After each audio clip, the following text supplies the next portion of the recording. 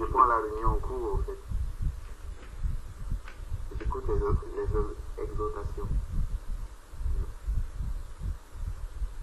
Je voudrais, il y a une question qui me fait réfléchir un peu. C'est dans Genèse chapitre 6 au verset 2.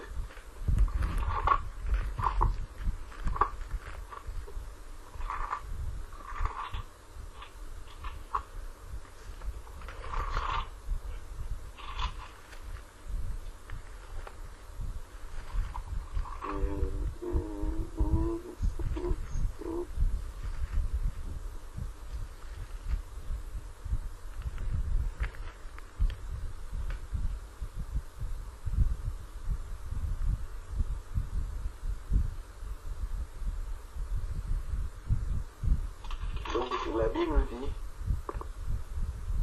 les fils de Dieu virent que les filles des hommes étaient belles, et ils ont pris pour femmes parmi toutes celles qu'ils choisirent. Je voudrais, ma question est savoir qui est-ce qu'on appelle ici les fils de Dieu. Donc, c'est juste là la question. Qui est-ce que la Bible appelle les fils de Dieu? Amen.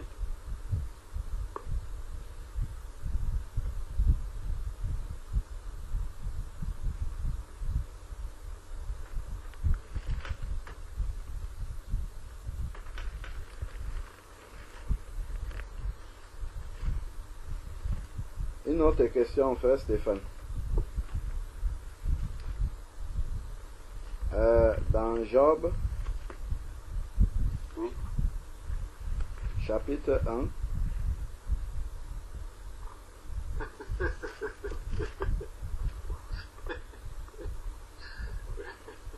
dans Job, chapitre 1, Oui. au verset 6, Mhm. est-ce que tu peux lire? Oui. Oh, les fils de Dieu vinrent un jour se présenter devant l'Éternel. Satan vint aussi au milieu d'eux. C'est qui les fils de Dieu là? C'est ça, parce que je connais ce verset également, parce que j'ai écouté des gens qui ont donné une déclaration disant que c'était des anges. Tu vois un peu. Et je me suis posé la question que, mais donc, est-ce que les anges, j'ai appris que les anges ont un sexe masculin, féminin. Je peux te poser une autre question encore, frère. Vas-y, frère.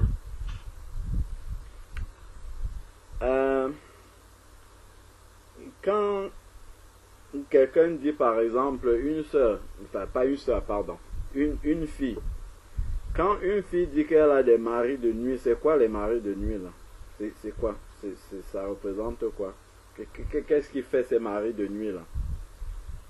Qu'est-ce qu'ils font? C'est quoi ces maris de nuit là? Et ce sont des esprits qui viennent...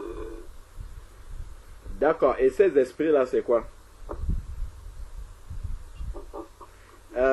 Comment on peut encore appeler ces esprits là? Des démons. Des démons. Très bien, et les démons c'est quoi?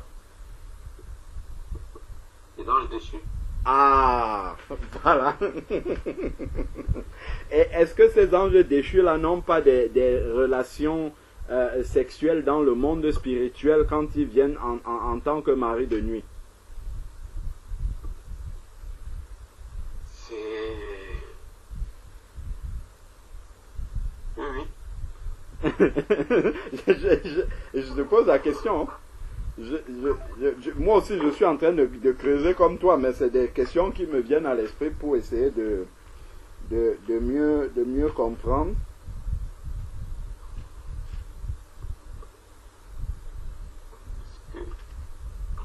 Ouais, mais ça ne répond pas Comment, frère Manuel? ça ne répond pas totalement. Non, je ne suis pas en train de répondre. Hein. Je dis que je suis en train de creuser la question comme lui en posant d'autres questions qui peuvent nous conduire sur le chemin.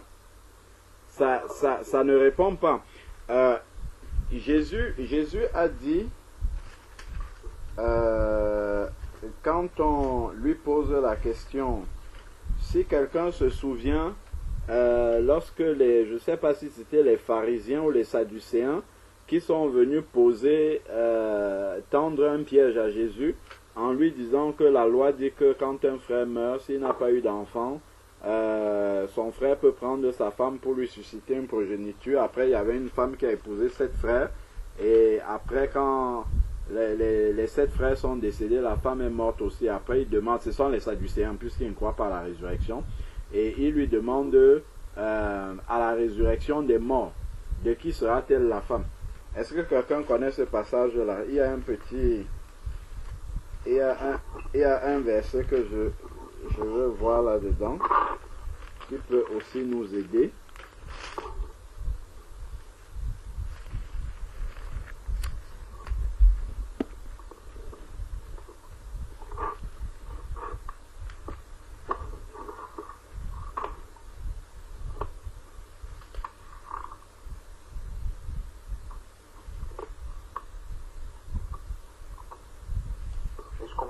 Comment la résurrection des morts? Ce que je dis là, c'est une histoire qui est dans la Bible. Je crois que c'est dans Marc 12, 23. Dans Marc chapitre 12, 23.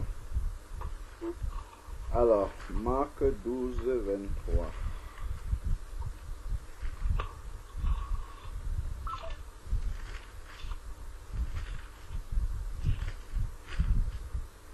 Alors, Marc chapitre 12, verset 23, dans les Sadducéens qui disent qu'il n'y a pas de résurrection. Voilà, ok. Dans verset 24, Jésus leur dit, voici pourquoi vous êtes dans l'erreur. Vous ne comprenez ni les Écritures, ni la puissance de Dieu. En effet, quand ils ressusciteront d'entre les morts, les hommes ne prendront plus de femmes, ni des femmes de mari, mais ils seront comme les anges dans les cieux.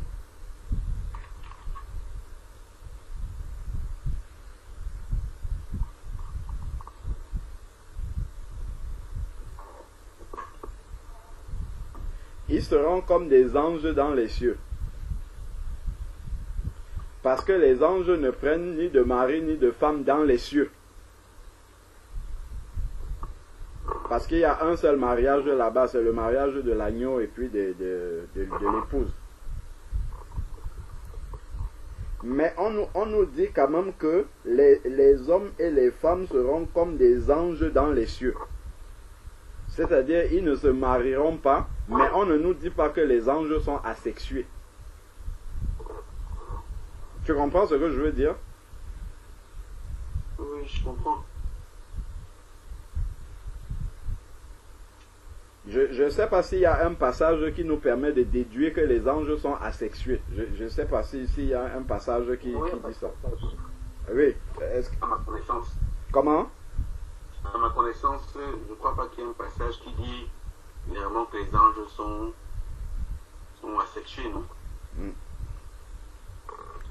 Donc déjà, si on compare la situation des hommes et des femmes dans le ciel aux anges, ça veut dire que la seule différence, enfin moi ce que je comprends, que j'en déduis, c'est que la seule différence avec les hommes et les femmes qui ont vécu sur la terre, c'est qu'eux ils ne se marient pas.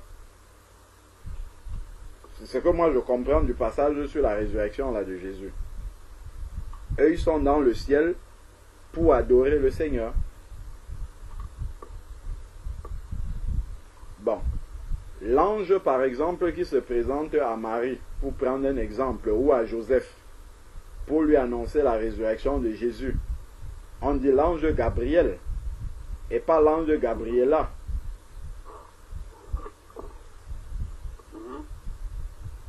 Qu'est-ce que ça veut dire?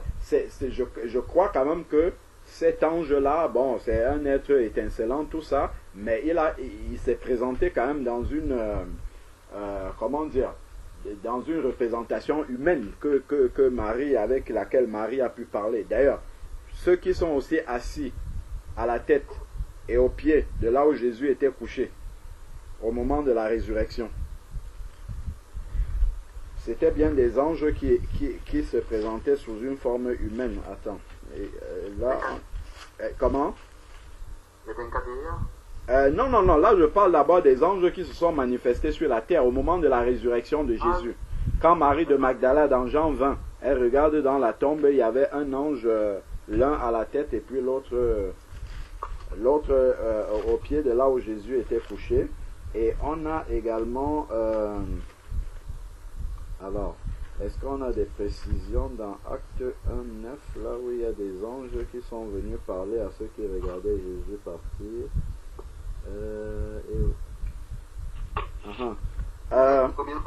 Frère, là je commence à voir un peu. Regarde, hein. Acte chapitre 1 verset 9. Regarde ce qui est écrit, frère. Qu'est-ce qui est écrit? Après avoir dit cela, il fut enlevé pendant qu'il le regardait, et une nuée le déroba à leurs yeux. Continue. Oui, continue. Et comme ils avaient les regards fixés vers le ciel pendant qu'ils s'en allaient, voici deux hommes, vêtus de blanc, leur apparurent, et dirent: Hommes galiléens, pourquoi vous arrêtez-vous à regarder au ciel? Ce Jésus qui a été enlevé au ciel du milieu de vous reviendra de la même manière que vous l'avez vu allant au ciel. Ces deux hommes-là, c'était qui? Les anges.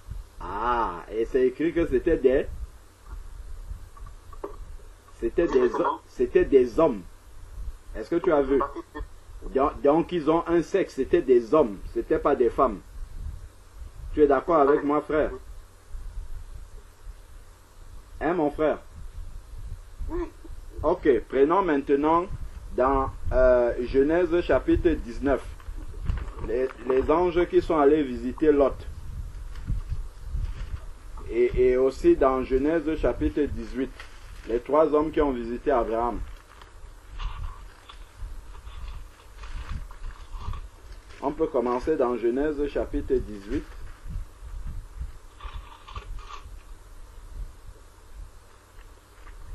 Prends Genèse 18, versets 1 à 3.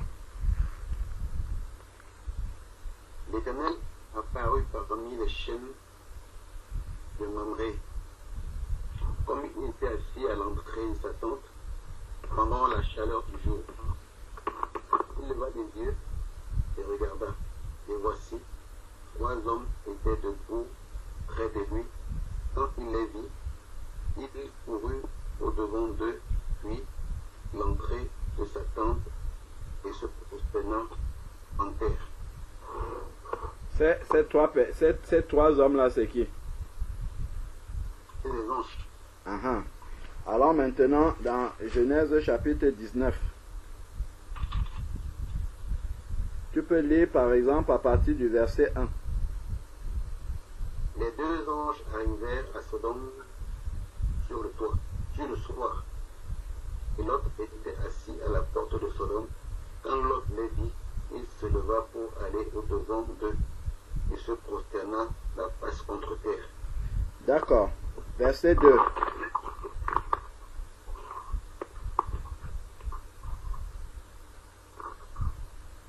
Emmanuel, ton micro est ouvert. Ah oui, désolé. Toi, tu disais... Oui, continue, verset 2. Puis il dit: Voici, mes seigneurs, entrez, je vous prie, dans la maison de votre serviteur, et passez la nuit, lavez-vous les pieds, vous vous lèverez de bon matin, et vous poursuivrez votre route. Ok. Non. Déjà ici, là, avec mes seigneurs, là, ça nous montre déjà que ce sont des hommes, n'est-ce pas? Mm-hmm. Ok. On va voir plus loin de manière plus précise. Regarde, regardons.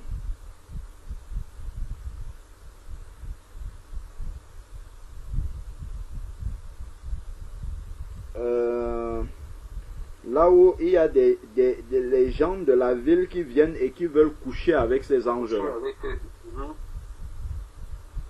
Donc, à partir du verset 4. Oui. Ils n'étaient pas encore couchés et les gens de la ville, les gens de Sodome, entouraient la maison depuis les enfants jusqu'aux vieillards. Toute la population était accourue. Ils appelaient l'autre et lui dirent: où sont les hommes qui sont entrés chez toi cette nuit? C'est bon? Faites sortir vers nous pour que nous les connaissions. Oui. Donc, c'est connaître dans le sens d'avoir des relations intimes. Hein. Effectivement. Et il dit les deux hommes, et le premier verset dit les deux anges. Donc, on comprend ici que les anges sont sexués, avec tout ce qu'on a lu là. C'est la seule différence, c'est juste qu'ils ne se marient pas comme nous. Et ils font pleinement la volonté de Dieu pour ceux qui ne sont pas déchus. Et justement, parmi les anges déchus, comme on a vu là, le cas par exemple des filles qui ont les maris de nuit, ou bien des hommes qui ont les femmes de nuit, en fait ce sont des anges déchus femmes qui viennent avoir des relations sexuelles avec des hommes, dans le spirituel nocturne. Et pareillement, les femmes qui ont les maris de nuit, ce sont des hommes, ce sont des anges déchus, en fait, hommes qui viennent avoir des relations avec eux. Et ça nous amène directement à la réponse à la question qu'on se pose là, sur, dans Genèse chapitre 6, là, verset, le verset qu'on a lu là. Alors,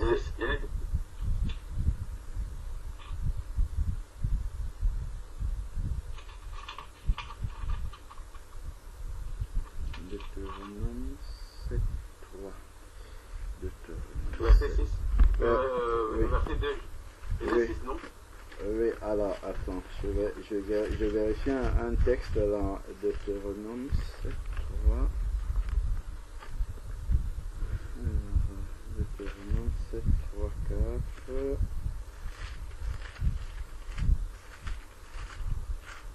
Deutéronome 7, 3.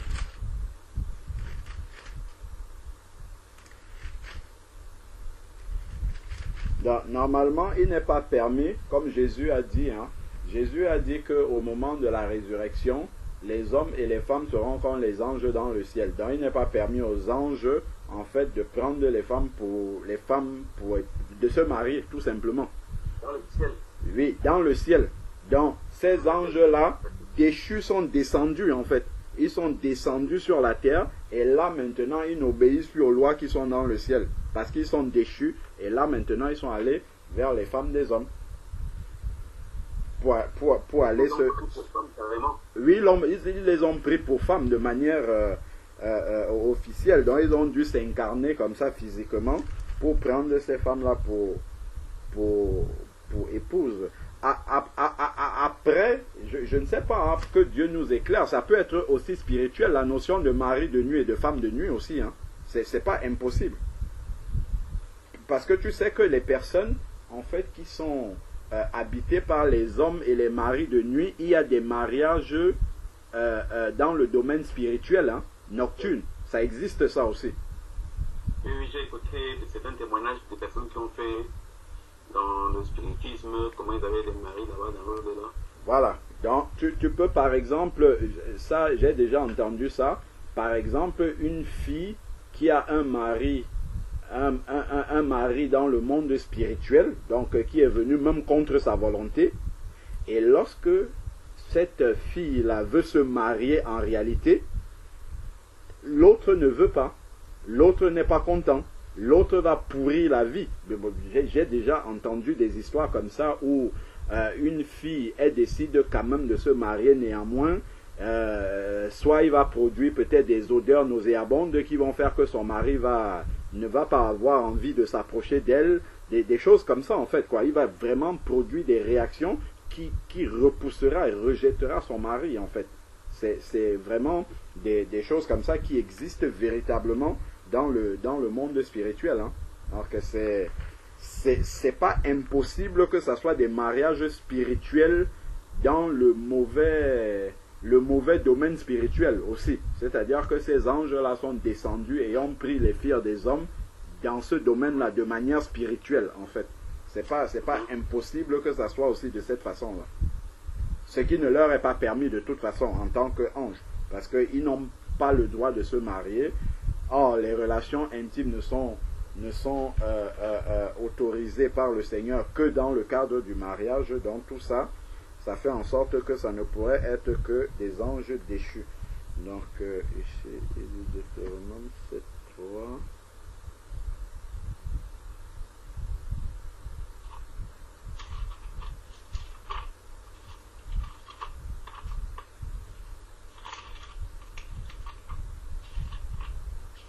Donc, dans ma Bible, en fait, les fils de Dieu de Job, là, donc il y a un renvoi ici, là,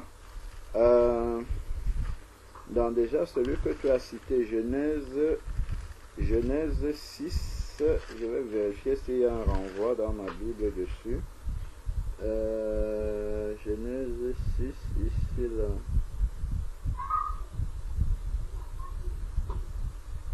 Donc, dans le texte de Job chapitre 1, quand on parle des fils de Dieu, ils ont mis une explication en dessous. Ici, donc chez moi c'est écrit, alors les fils de Dieu, c'est écrit en fait les êtres célestes qui entourent le trône de Dieu.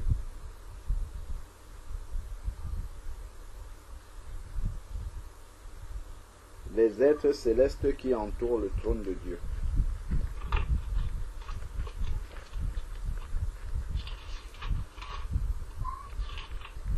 C'est une question qui m'a... Je réfléchis à tous les niveaux, je dis, mais ça, c'est quoi ça? Donc... Ouais, moi j'ai vu un verset qui peut nous expliquer également. Prenons Job, toujours dans Job 38, à partir du verset 4.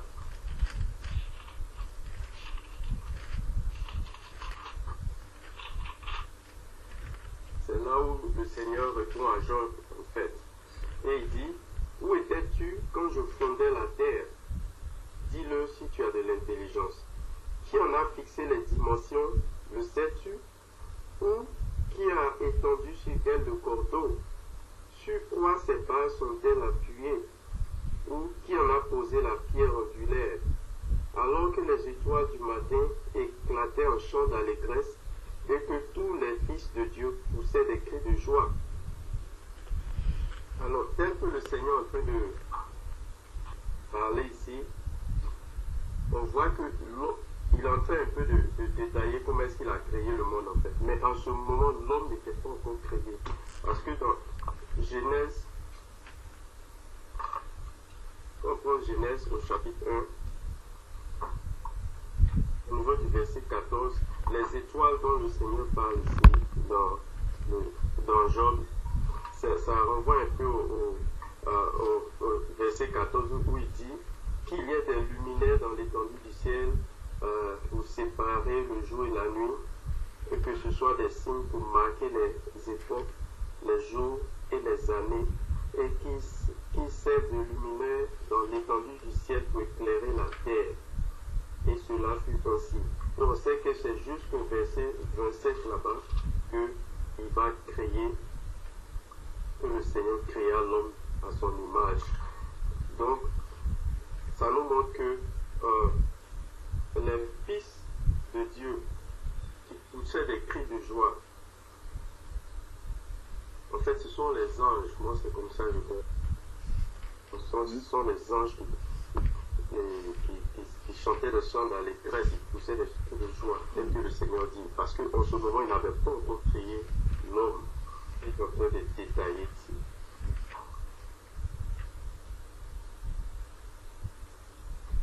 Amen. Amen. Moi, c'est une fête. Il a commencé à voir un peu. Merci, frère. Moi, je n'osais pas poser la question, c'est passé par pas timidité. Je regardais pour moi et je réfléchissais seulement.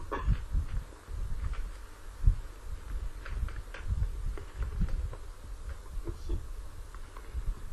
Donc, effectivement, si on a bien compris tel que le Seigneur nous a conduit à comprendre, en fait, effectivement, les fils de Dieu, ce sont des anges, et on a compris qu'ils sont sexués, c'est-à-dire qu'ils sont soit hommes, soit femmes, en fait, tel qu'on a lu dans...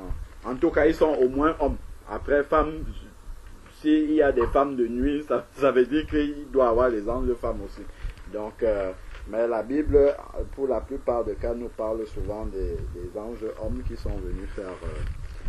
enfin, en tout cas, de sexe masculin, donc on dit homme, voilà. Généralement, dans la Bible, quand on renvoie ces anges-là, enfin, le renvoi, c'est toujours chez des flammes. Généralement, ils sont présentés comme des hommes, généralement. Merci, merci. Gloire à Dieu, hein. Gloire à Dieu, parce que à la base, c'est une question sur laquelle je m'étais jamais penché vraiment. Hein. Je me suis toujours dit que ce sont les anges, mais sans creuser plus. Tu vois, parce qu'après, il faut comprendre, si on dit qu'ils ont pris des femmes, ce sont des anges, d'accord, mais il faut vraiment comprendre, est-ce que les anges sont sexués, comment ils peuvent prendre des femmes, est-ce que c'est possible? Voilà, comme on voit qu'il y a des anges là qui sont des hommes, ainsi de suite, donc forcément, s'ils sont des hommes, ça veut dire qu'il y a vraiment un caractère sexuel distinctif, et donc, forcément, ils peuvent prendre des femmes. Et si à Sodome aussi, les hommes, les gens de la ville ont vu qu'il y avait des hommes qui étaient entrés chez Lot, et ils ont donc vu qu'ils pouvaient avoir des relations intimes avec ces personnes-là. Donc les anges, c'est possible effectivement que des anges aient des relations intimes, sauf que cela ne leur est pas autorisé par le Seigneur. Amen. Amen. Amen. Mais sœur, vous êtes là? Ah, sœur, vas-y, mon frère Emmanuel. Pardon? Je crois que tu voulais parler, j'ai vu s'allumer là. Ah non, c'était une autre question, mais c'est pas grave, finissons d'abord. Non, c'était fini, ce que j'ai vu allumer, j'ai cru que tu voulais intervenir en fait. Vas-y, Bon, mon frère. c'est ça pour une question. Vas-y, mon frère. D'accord, gloire à Dieu. En fait, toujours dans Genèse, en fait, la question qui m'embêtait un peu, c'était la postérité de la femme. Je ne comprenais pas comment une femme pouvait avoir une postérité. Et je ne sais pas si Dieu faisait allusion là à Jésus, mais qui devait venir, mais bon, ça me paraissait un peu bizarre. C'était dans Genèse 3, je crois, verset 15. Moi-même, je sais que beaucoup de fois, quand les gens sont référés à ce verset, c'était à Jésus qui se...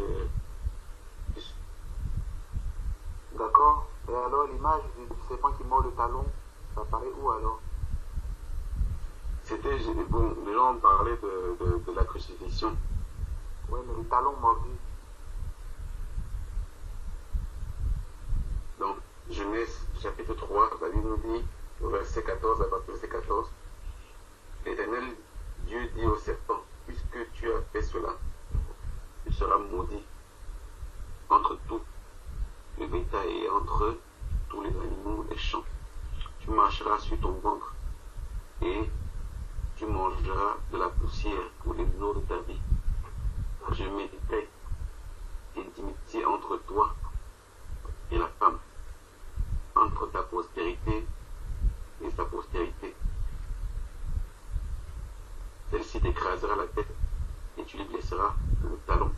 Parce que la même, on pourrait poser la même question, c'est aussi où la postérité du serpent. La même, on pourrait dire. Mais bien sûr que le serpent a une postérité. Non, j'ai pas dit qu'il n'a pas, j'ai dit on posera aussi la question. sens. La postérité de la femme et la postérité de... Parce qu'il parle de postérité là, non?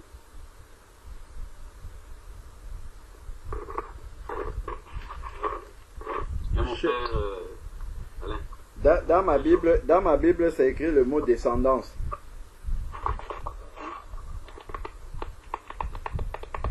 Ah ouais, d'accord. C'est entre ta descendance et sa descendance. Ça, c'est ce qui est écrit chez moi. Mais je sais que la plupart des cas, quand on utilise ce verset, quand on parle de la descendance de la femme, on se réfère à Jésus. Bon, comme le frère pose la question, quand on parle de talon, ça se réfère à quoi? Déjà même Paul, oui, le talon, voilà. C'est le talon. Parce que la crucifixion, c'était à la On parle du coup qu'on a trouvé sur cette coupe. Mais je suis pas sûr. Parce que la crucifixion devait être à la base un objet de malédiction au fait, pour Jésus. Mais au fait, par la grâce de Dieu, la croix a été au fait, ce funeste que Satan a réservé à Jésus a été en fait transformé en un destin de gloire. Donc le plan de Satan a encore échoué une énième fois. Donc, mais après, je ne comprends pas le talon. Je ne sais pas si c'est cette action en fait, qui a conduit Jésus-Christ à la résurrection, qui a permis vraiment cette victoire sur le serpent. Franchement, je ne comprends pas. Mais après, bon... Dans ma Bible, hein, frère.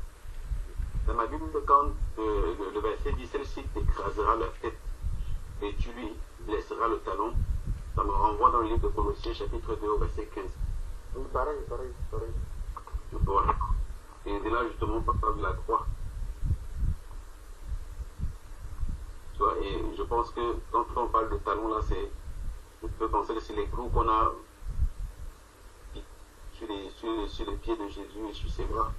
Wow. Donc après, ça reste encore vraiment que Dieu puisse éclairer davantage. Je ne sais pas si les frères ont une révélation par rapport à ça. Parce que si on se pose la question, c'est qui alors la postérité de la femme? Et on sait que Jésus hein, qui est descendu sans Moi aussi, je pense que c'est. la graine d'un homme. Hein. Voilà.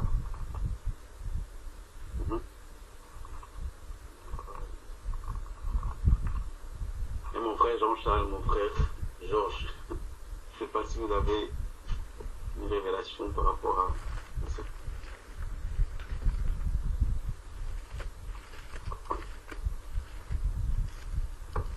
Parce que si c'est Jésus, c'est que Dieu avait prophétisé déjà la venue de Jésus-Christ depuis la Genèse.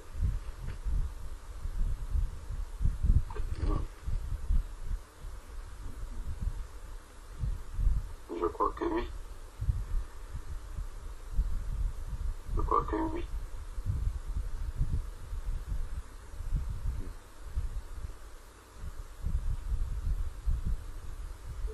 Mais moi, la question que en fait, je ne comprends pas bien la question. Au fait, la question c'est la postérité de la femme bien identifiée par rapport à la condition, on l'a identifiée. Maintenant, c'est le côté talon. Au fait, est-ce que ça peut nous aider, par exemple, dans nos combats spirituels, à utiliser au fait ce verset-là pour les brandir devant l'ennemi? Bon, voilà. Je dis que, par exemple, nous marchons derrière celui qui a écrasé la tête, même si tu lui as mordu le talon, par exemple. Bon, je ne sais pas, voilà, parce que quand moi je prie, j'utilise beaucoup de versets bibliques pour pouvoir quand même prier. Et ça peut être intéressant si on comprend bien le sens de rappeler cela à l'ennemi. Donc,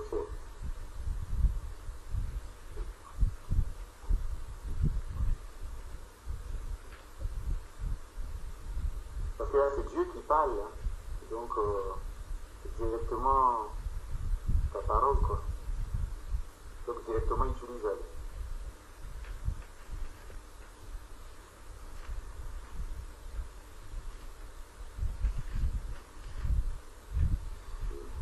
Bon, après, ça n'empêche pas de prier, hein. Je peux juste pour avoir une précision. Moi, je suis prêt à donner une révélation.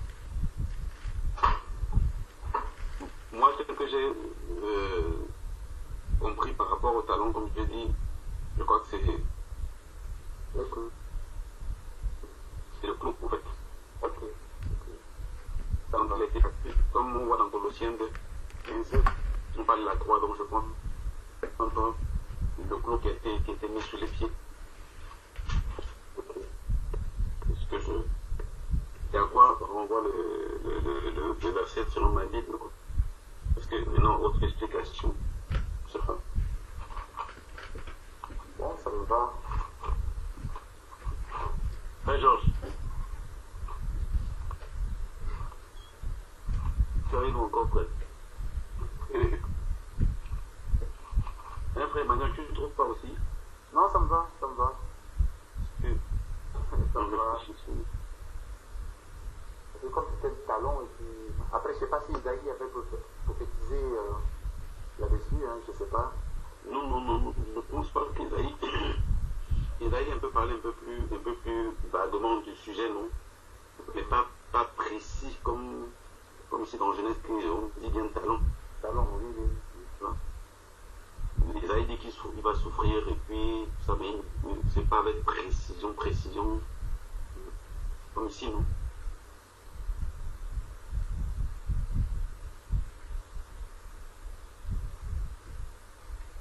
Ouais, parce que j'ai pas vu ça dans Isaïe. Mais c'est pas grave, ça me va quand même. Isaïe 53, je crois. Il a été blessé. Ouais. Je pense pas qu'on le précise pas comme ici.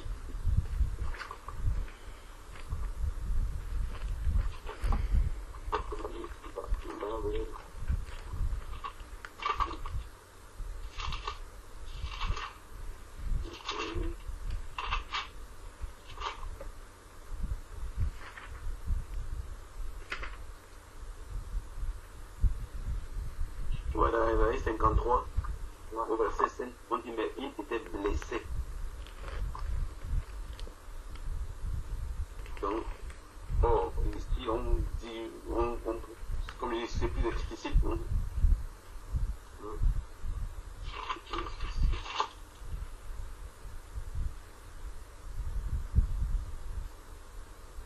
Oui, c'est un peu vague. Frère Alain. Oui. Il y a un peu quelque Oui. chose à ajouter par rapport à la question du frère Emmanuel. Je suis en train de lire les bords. Ah, ok.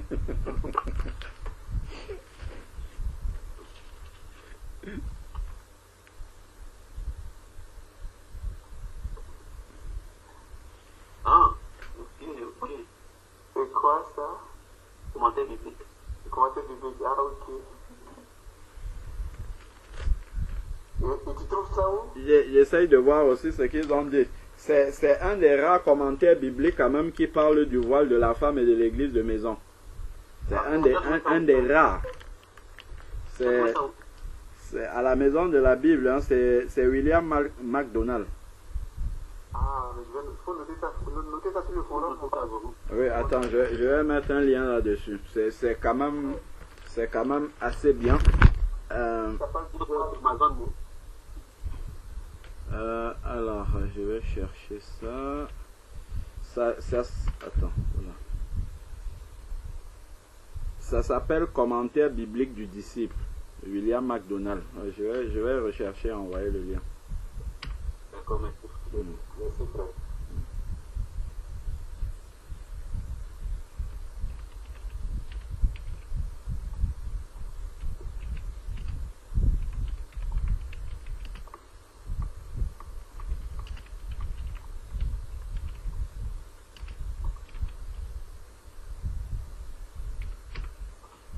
Bon, en tout cas, ça ne m'empêche pas de croire à la Bible. Hein.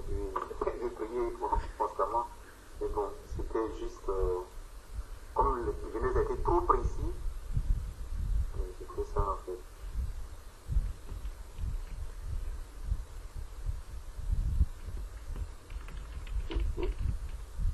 J'ai téléchargé une application là sur un commentaire biblique, mais c'est assez vague, c'est pas très fort. On peut voir ce que ça dit.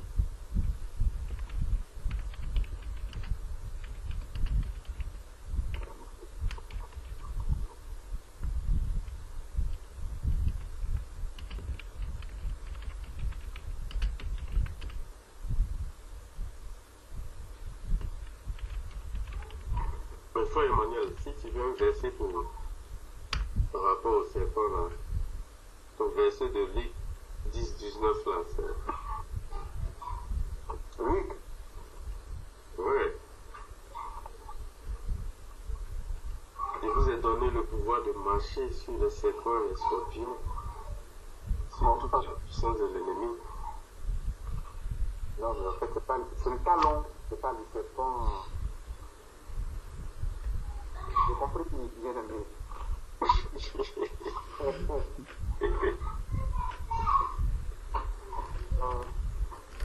C'est gentil.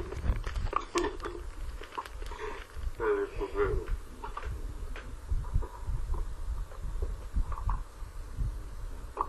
On a les beaux là.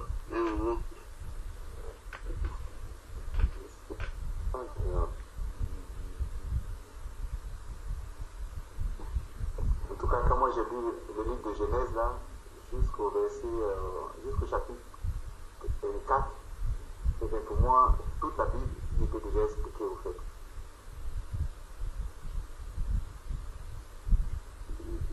J'avais compris, j'ai envie de comprendre beaucoup de choses au fait. Par exemple, lorsqu'il les a rhabillés avec Le coup de. les peaux, voilà. Dans cette version même, on parle de robe, hein. Oui. Voilà. Alors que eux, ils sont avec juste les cordes pour cacher le sexe. Voilà, et j'ai comparé ça aux différentes religions derrière lesquelles tous les hommes se cachent pour pouvoir effacer leurs péchés ou cacher le mal qu'ils font. Voilà, la véritable robe que Dieu nous a donnée est sortie du sang de son Fils Jésus-Christ. Bon, je peux lire le commentaire de William MacDonald là. Donc c'est un commentaire biblique verset par verset de toute la Bible. Donc Genèse 3.15, il dit cependant les paroles suivantes se rapportent au diable lui-même. Donc on les a décrites comme bon, ça c'est pas important. Donc c'est déclaration prophétique de l'hostilité perpétuelle entre Satan et la femme, entre parenthèses, qui représente toute l'humanité, et entre la postérité de Satan, entre parenthèses ses agents, et sa postérité à elle, dans la postérité de la femme, entre parenthèses le Messie. Donc cette proclamation annonce que la postérité de la femme écrasera la tête du diable, blessure mortelle annonçant sa défaite totale et définitive. Cette blessure fut administrée au calvaire quand le Sauveur vainquit de manière décisive le diable. À son tour, Satan blessera le talon du Messie, blessure annonçant ici sa souffrance et même sa mort, mais non pas sa défaite finale. Ainsi Christ souffrit sur la croix et même mourut, mais il ressuscita des morts, vainqueur du péché, de l'enfer et de Satan. Le fait qu'on l'appelle la postérité de la femme suggère peut-être sa naissance d'une vierge. Remarquons la bonté de Dieu manifestée par la promesse de l'avènement du Messie avant même que ne soit prononcée la sentence au verset suivant. Voilà son explication. Ça revient un peu à ce que Stéphane disait. En fait, ce qui me dérange un tout petit peu, c'est l'ordre dans lequel c'est écrit. Normalement, quand on regarde le parcours de notre Seigneur, le diable lui a mordu le talon avant qu'il écrase la tête. C'est pas il écrase la tête et le diable lui mord le talon. Donc c'est l'ordre au fait qui m'a embêté un tout petit peu. Après, Dieu est souverain, il sait pourquoi il a dit là. Allô? Oui.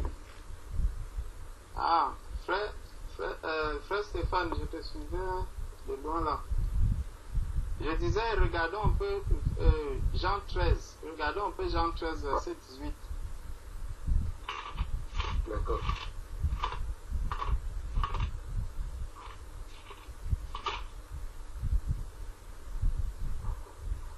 Oui, oui. Lis un peu. Ce n'est pas de vous que je parle. Je connais ce que tu as choisi. Mais il faut que l'écriture s'accomplisse. Celui qui mange avec moi le pain a levé son talon contre moi. Je continue. Non. A levé son talon contre moi. Est-ce que ça nous avance à quelque chose? C'est aussi de pertinent parce que s'il faut regarder talon pour talon, oui, parce que quand je vois justement ce que le frère Emmanuel disait tout à l'heure, quand je comprends ça, dans l'ordre, justement on voit que Judas a d'abord trahi.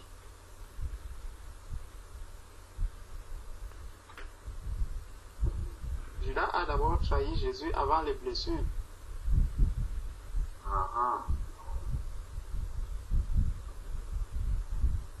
Je ne sais pas si ça nous avance. Attends. L'ordre du frère Emmanuel, il dit que dans l'ordre... Écraser la tête d'abord et ensuite tu lui blesseras le talon. C'est le serpent qui blessera le talon. En fait, la postérité du serpent.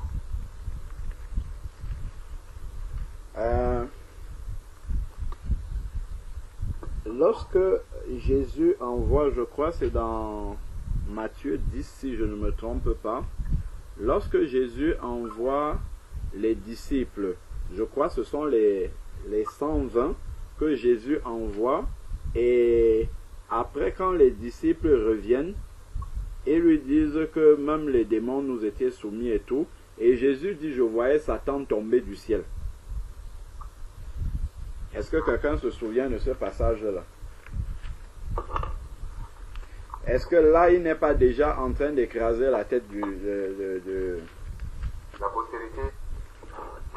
La tête du diable, puisqu'on sait de qui il s'agit. Attends, je crois, dans Matthieu 10, pour respecter la chronologie, hein, après...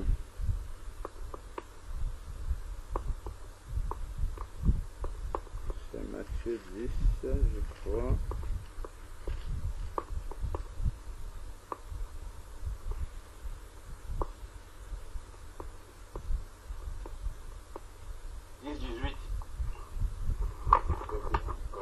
Dix, 18.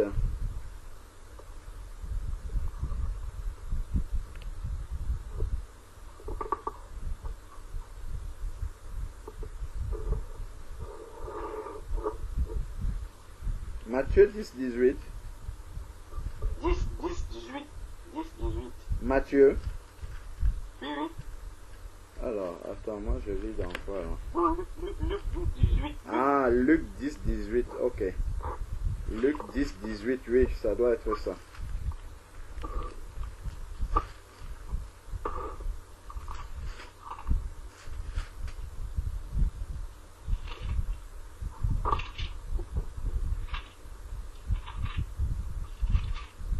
Voilà, donc quand les 70 sont revenus avec joie, ils disent Seigneur, même les démons nous sont soumis. Nous sommes soumis en ton nom.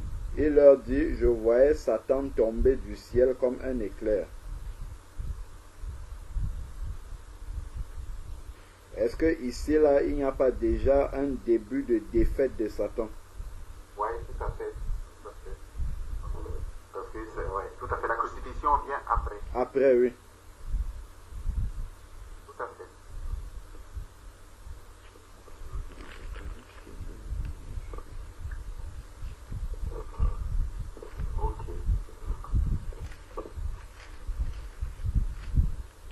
faudrait qu'il rajoute la concordance biblique, par exemple, de ce verset-là.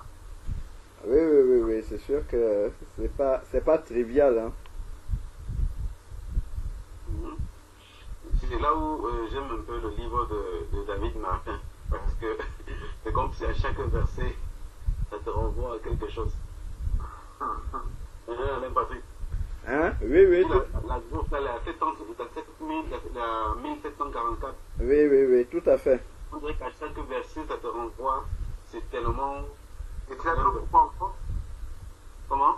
Tu la trouves où là, la 1744 là? Non, mais même dans les librairies chrétiennes, là, Arrête, c'est fini, hein? Hein? C'est fini? Arrête, non plus, hein? Même la 1910, c'est terminé, hein? Eh ben. Ouais. Les bonnes versions commencent à disparaître. Hein? Tout à fait.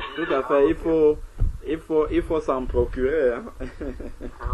En tout cas, merci frère Alain, hein? Ça m'éclaire quand même. Ça me permettrait de justifier lorsque j'ai une personne qui est en face de moi qui me pose.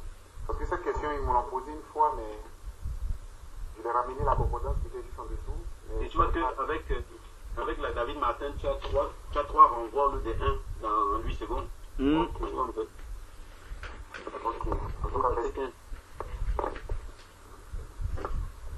Donc, le premier renvoi, c'est dans le livre de Matthieu, chapitre 4, verset 1. Ouais. Mais j'aime autant Luc 10, 17. Je vais lui noter. Merci beaucoup.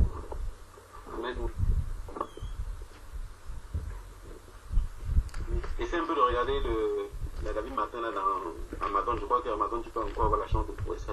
C'est dans la librairie. Ok.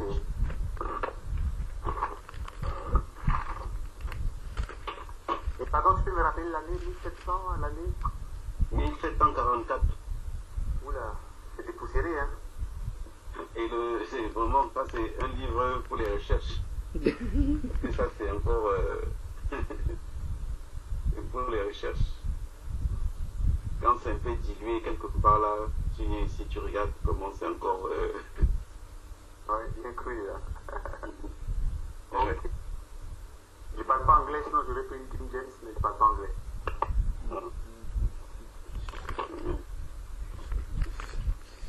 Mes sœurs, est-ce que les sœurs sont encore là? Oui, moi je suis là. J'ai posé une question sur l'écrit. Moi je comprends comme quoi Dieu a parlé dans l'ordre de l'autorité. D'abord à Adam, puis à Ève, et enfin au diable. Et non dans l'ordre chronologique de la sentence. Vous avez compris, mes frères, la question?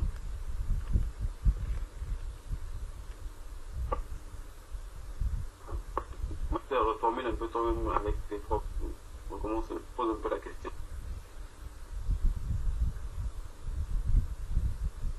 Tiens, Mireille. Oui, c'est toujours mon micro. Ben oui, sur le sujet sur lequel vous discutez, moi j'ai compris que quand c'est selon l'autorité et la responsabilité, donc quand Dieu a voulu parler, ben, il a appelé d'abord Adam, puisque c'est lui le responsable, l'autorité d'abord. Donc il lui a donné sa sentence, puis ensuite à Ève, il lui a donné sa sentence, puis ensuite au diable qui nous doit soumettre, sur lequel nous, les enfants de Dieu, on doit avoir toute autorité. Donc c'est comme ça, moi je l'ai compris, je voulais savoir ce que vous en pensez. Même si toute la sentence, enfin, je ne sais plus comment m'exprimer, mais par rapport à l'ordre dont parle le frère Emmanuel, quoi. Moi c'est comme ça quand je lis ce passage dans la Bible, je s'est adressé d'abord à Adam, puis ensuite à Ève, puis ensuite au diable, par rapport aux responsabilités de chacun dans la faute, quoi, qui est sur l'humanité, voilà.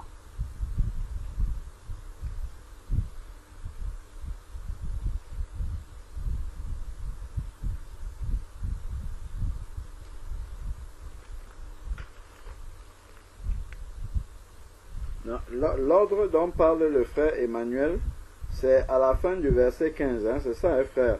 Celui-ci t'écrasera la tête et tu lui blesseras le talon. Tout à fait. Voilà, c'est les deux phrases là en fait. Voilà. Donc il faudrait d'abord que le Seigneur lui écrase la tête avant et ensuite c'est là qu'il va lui blesser le talon. Voilà. Que ça vienne après. J'ai regardé dans une autre Bible là, c'est la Bible Esprit et Vie. Donc là il y a plus des commentaires, c'est plus les charismatiques. Alors, donc il dit ici que ce verset contient la première promesse implicite du plan rédempteur de Dieu pour le monde. Il prédit la victoire finale de l'humanité et celle de Dieu sur Satan et sur le mal en prophétisant un conflit spirituel entre la postérité de la femme, autrement dit le Seigneur Jésus-Christ, et celle du serpent, Satan et ses disciples. Voir verset 1.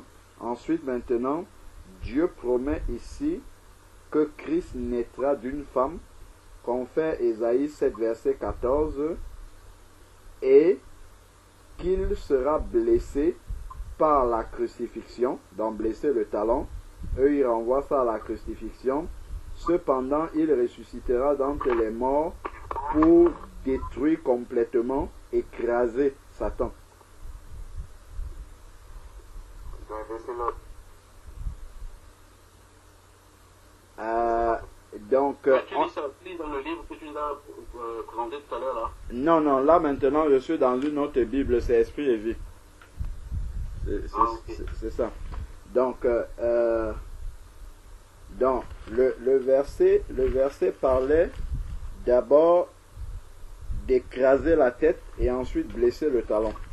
Donc c'est d'abord le Seigneur Jésus qui doit écraser. Ici là, eux ils disent qu'il y a la crucifixion d'abord qui serait écrasée pour eux et après la résurrection, et c'est là où Satan serait écrasé totalement. Satan, le péché de l'humanité. Bon, par contre, ils font un renvoi par rapport à blesser le talon. Ils font un renvoi dans Exode chapitre 7. Exode chapitre 7 du verset 10 au verset 12.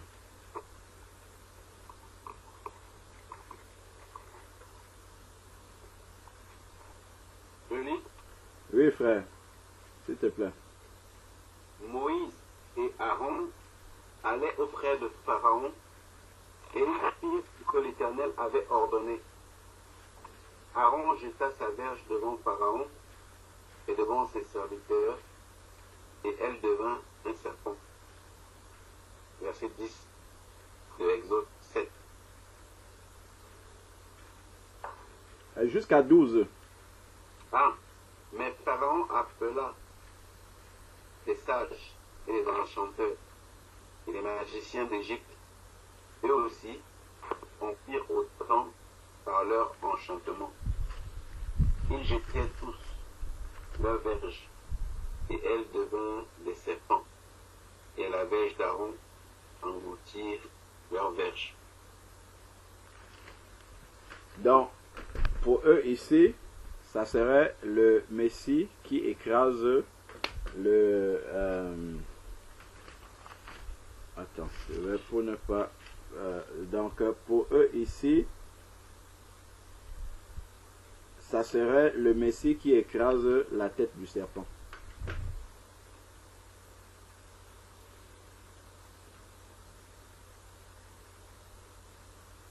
Puisque Dieu engloutit en fait le serpent des magiciens de Pharaon. Donc c'est le diable en fait, quoi. C'est l'image du diable ici.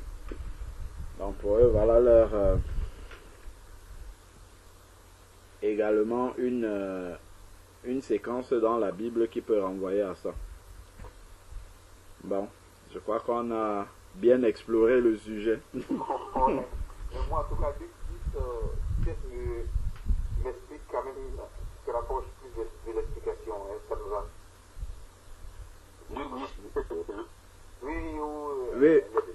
Les 35 qui s'est passé à mon père, là. Les 70 qui sont rentrés. Voilà, qui sont entrés, ils sont pas bien. Oui, là c'est direct, hein. C'est vraiment Jésus qui le dit, qui voyait Satan tomber, quoi. Voilà. Ça c'est vraiment... C'est pratiquement la poussière qui est écrasée par Jésus, mais même si après il est mort le talon par crucifixion, il a la victoire au final, donc oui. Ça me va, ça me va. Gloire à Dieu. Amen.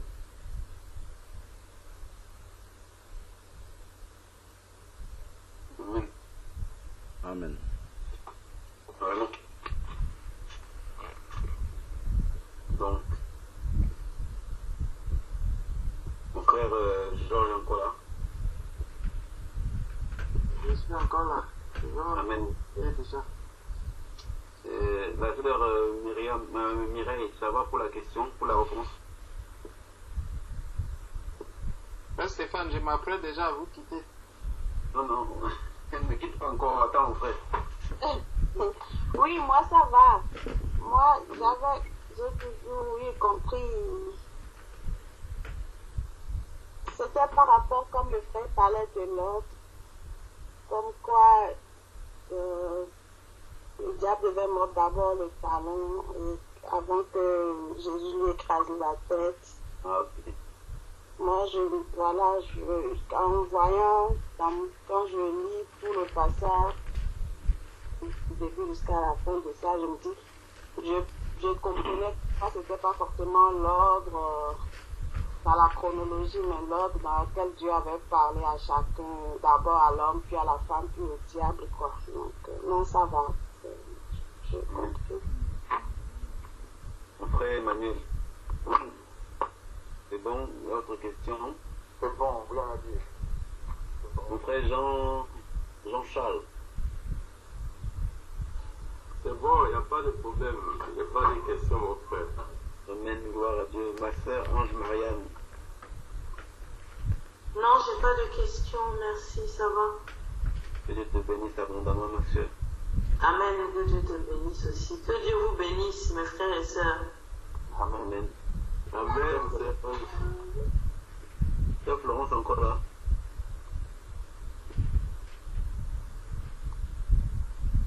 Ma sœur Claire. Amen, sœur Ange, que Dieu te bénisse aussi. Amen. Ma sœur Janice. Que Dieu te bénisse abondamment. Que ce Christ est glorifié dans cette épreuve. Amen. Voilà. Dieu bénisse aussi, frère. Amen. Donc, vraiment, ce fut un grand, mon frère Alain Patrick également. Que Dieu te bénisse, ma sœur Louise. Ma sœur Grâce. Ma sœur Déborah. Donc, que Dieu vous bénisse tous. Amen. Sœur Louise également. Amen. Que Dieu te bénisse. Il y a la sœur Claire, il y a la sœur Liliane, qui normalement sont encore connectées. Mais j'ai même les sœurs, vous cachez ce mot, quoi.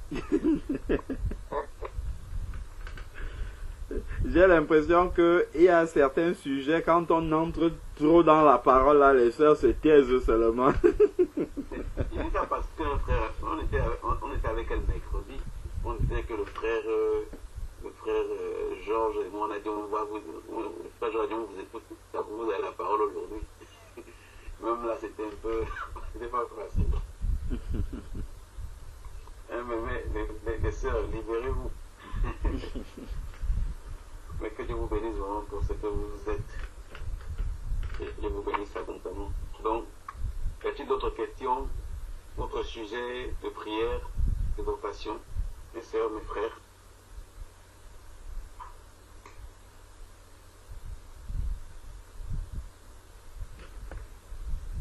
Mes sœurs, vous m'écoutez, non? Oui, on t'écoute, frère Stéphane.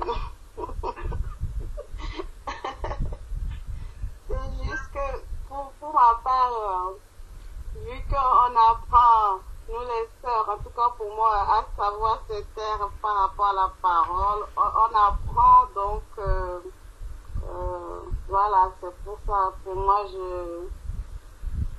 on apprend à savoir où il faut intervenir et quand est-ce on apprend la limite entre enseigner, exhorter et tout ça, donc je fais attention, j'écoute beaucoup et puis je vois, je laisse les frères nous enseigner, je me tais beaucoup quand je vois que là vraiment on reçoit de l'enseignement et puis voilà. C'est bien. Mais ma soeur Claire, elle s'est baptisée dernièrement, mais elle est venue avec beaucoup de questions. Avant que Dieu te bénisse.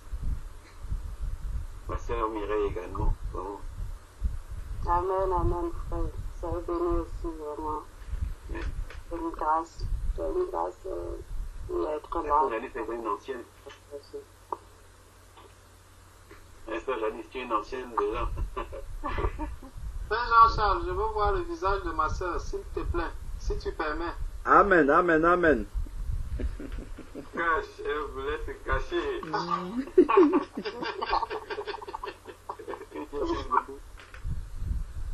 Bonjour, bonjour ma soeur, que la grâce du Seigneur soit avec toi. Nous sommes dans la joie de te voir. Sois la bienvenue au milieu de nous. Que Dieu te bénisse abondamment. Amen. Que Dieu vous bénisse aussi abondamment. Amen. Amen, amen, amen. Amen, ça savait, amen. Amen, sœur Mireille. On a tellement été bénis le mercredi que nous avons même voulu même encore prolonger notre jour encore pour prendre les conseils des sœurs. Waouh, je peux l'apprendre ça. Comment va Georges? Oh, mes enfants. Venez, ne partez pas. Non, vraiment, mercredi, les sœurs elles nous ont beaucoup enrichi de leur expérience. Si on avait enregistré ça, ça aurait été vraiment...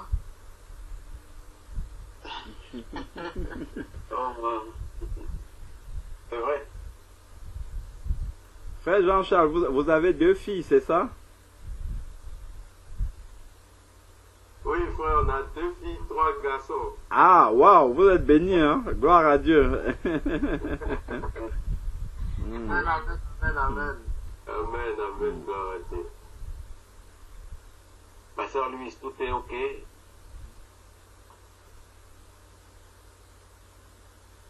Sœur Louise, sœur Aline, tout est ok pour vous? Amen, ça va. Gloire à Dieu. Frère Jean-Charles, je te laisse la parole. Conclure.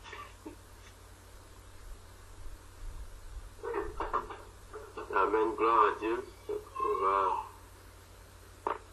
faire la prière finale. C'était une joie de passer du temps avec vous. Nous, on n'a pas sommeil, vous êtes fatigués. Moi, j'ai pas sommeil. Hein. Moi, tout à l'heure, je buvais le café là, je suis en forme. Non, moi, il y a sommeil. Si, on a sommeil. La première fois, moi, je reste jusqu'à la fin, alors je suis toute contente déjà, mais je suis. C'est à vous.